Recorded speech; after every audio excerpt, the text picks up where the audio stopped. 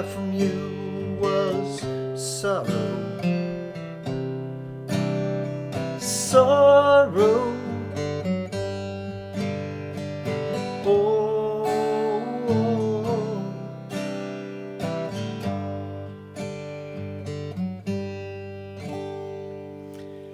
Today's lesson is a fast and easy one. It's a cracker 3-chord wonder song from David Bowie called Sorrow. It's actually 4 chords. There's 1 extra chord in there towards the end in the break section, but it's a really, really easy strumming song. You've got to get around this. You can do it all with open chords. Download your chart. Let's get started.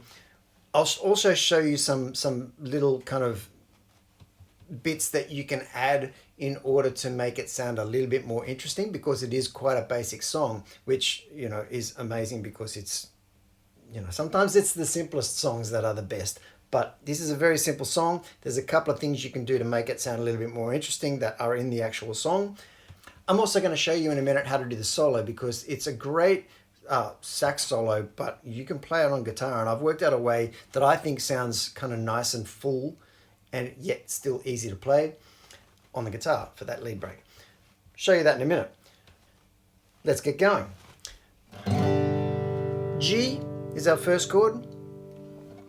C is our second chord. I'm playing a C add 9, which is almost exactly the same as a C, but it actually lets you go from G to C add 9 very easily just by moving those 2 strings, those 2 notes.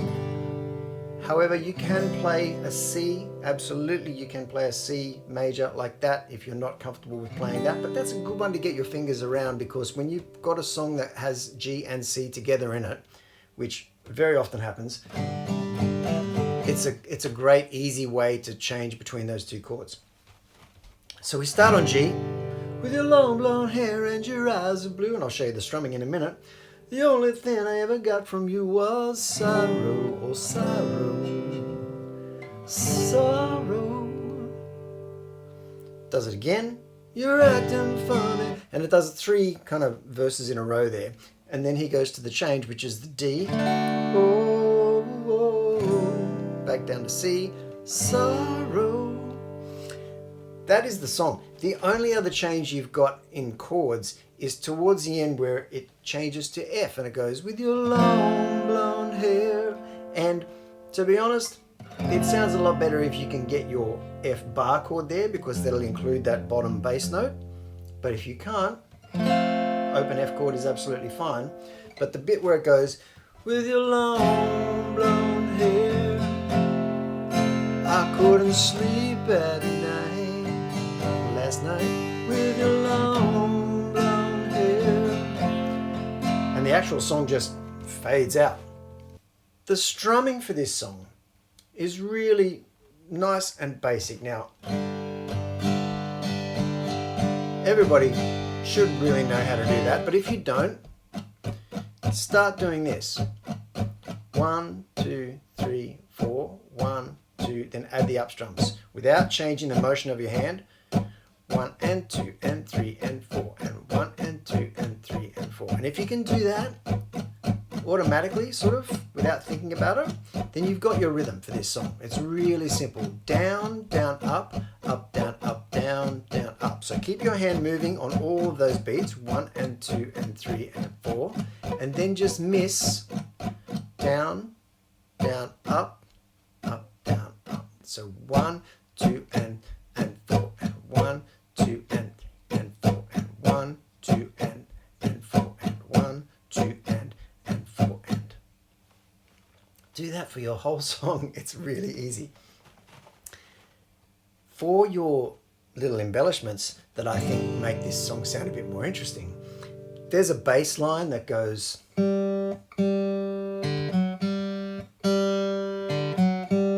right, obviously as a bass with lower notes, but we can play that here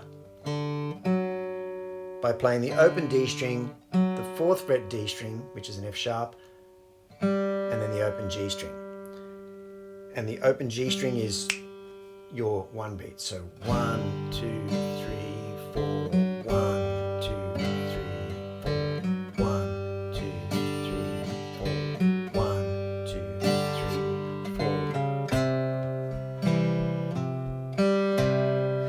When you go to C, you can go D, C sharp, C, and land on that C. And that's another reason why that C add 9 is a comfortable chord in this song.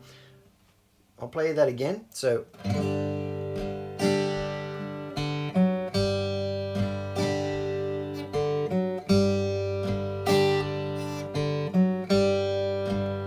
we go D, C sharp, C. As soon as you do that, go C, E, F, G, C.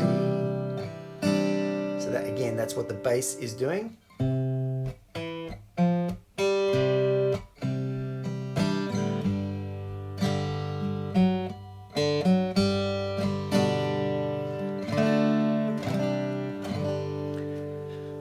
Those little bits, they are absolutely doable if you're just playing with a pick. If you're playing with your fingers and kind of doing that strumming thing, it's much easier to kind of articulate those kind of things. And what that lets you do is play that high G at the same time as you're landing back on the chord. If you're strumming with a pick, you can still do it, but it's just a little bit trickier. Absolutely, you can do it. Just focus until you get it right. That's all you got to do. Just keep trying until you get it right. It's not impossible. You just maybe haven't done it before. So the solo is really the only thing we need to cover now. Now it's over the same chords as the verse, but the sax solo goes like this. It goes, and now I'm playing this with octaves, right? So with my first and my pinky, my first finger and my pinky, I'm starting on the 7th fret of the D string and the 10th fret of the B string. And the reason why I'm doing octaves is because on its own, it's kind of,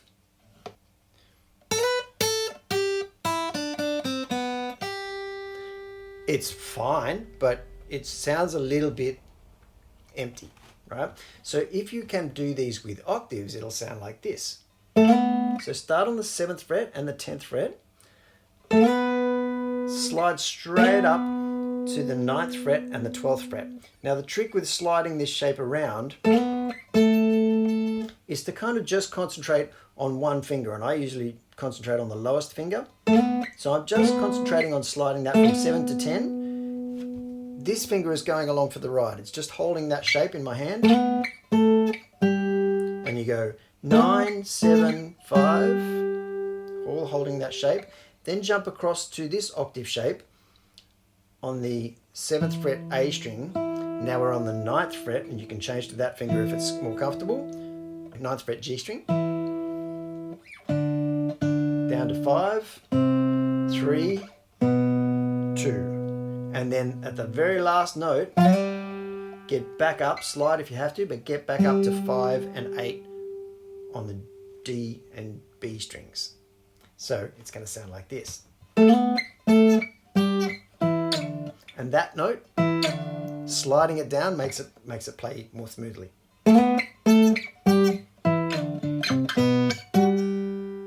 it again.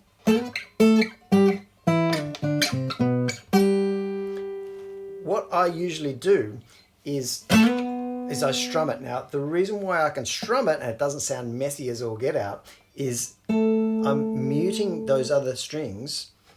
This finger here is touching the A string and the E string. This finger is touching the G string. And this finger is, as well as this finger, is touching the E string. So I'm only pressing down on the D and the B strings. So it lets me kind of strum everything and still hear only the notes that I want. So that lets me concentrate on kind of getting the right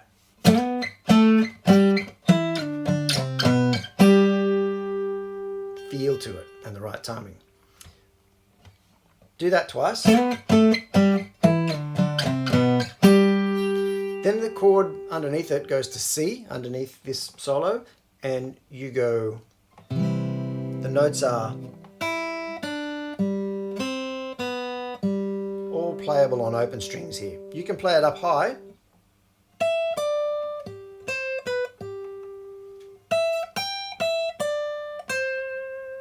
But also very easy to do it there.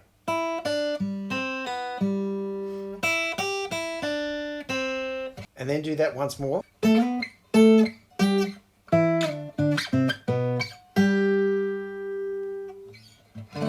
And that's the solo. If you want to do it, you don't need to do it. But that's the song. That's the entire song. It's such a great, simple song. It's really a great song to start messing around with, adding little embellishments like that to try and help fill out your playing and make it sound great. But if you want to just do the really bog standard 3-chord strum with that extra chord at the end, of course, there it is. Sorrow by David Bowie. Thanks for watching. See you here soon.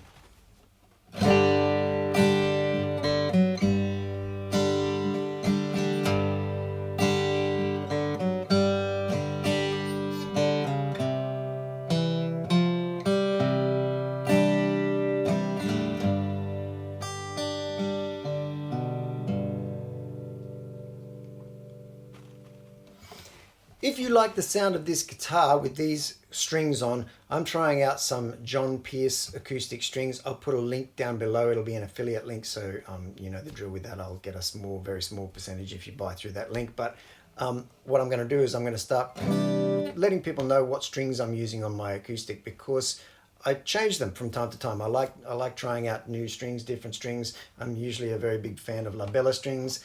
Today I'm trying some John Pierce strings, and these are they. Little bit noisy on the squeaky side, but beautiful tone.